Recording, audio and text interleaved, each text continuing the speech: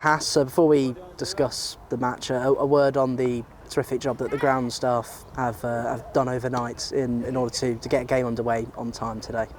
Yeah, no, do you know what, honestly I think everyone's really pleased for them because they've worked really hard. Like even yesterday was a real challenging day for them in really tough conditions, with obviously one part of the ground being quite wet with the run-ups, but yeah, they worked tirelessly yesterday, to be fair to them, and yeah, thankfully the ground was in a position where we could start the game today.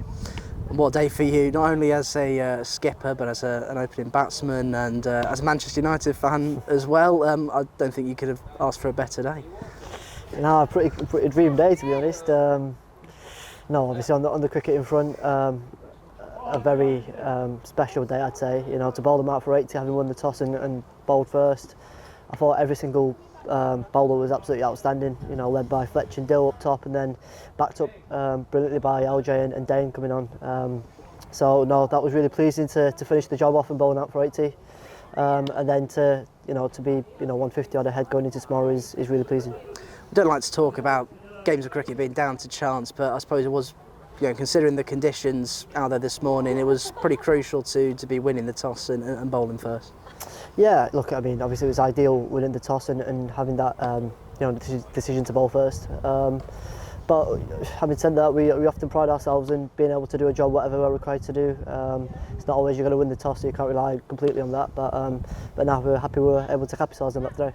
Your second ton of the season, that breakthrough that you had a couple of weeks ago, did that play a role mentally in being able to get over the line yet again today? I think it's, I guess anytime you get an opportunity to go on, you try and take it.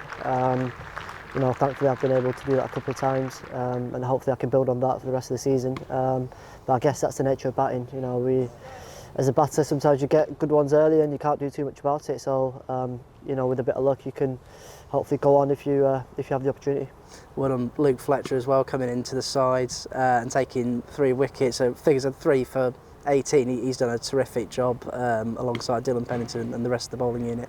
Yeah, absolutely outstanding again, Fletch. He's been chomping at the bit to be playing, has had to wait for his opportunity for the last couple of games, but for him to come in and bowl the way he did, again, led the attack beautifully, bowled I think a 9-over spell up top and wanted to keep going, to be fair to him, and that speaks volumes of the man that he is. So, no, again, he put his hand up and he was backed up beautifully by all the other bowlers as well. And considering the conditions that we had yesterday with no play at all, and the weather forecast that we've been looking at, how pleasing is it to be in such a position of strength after today?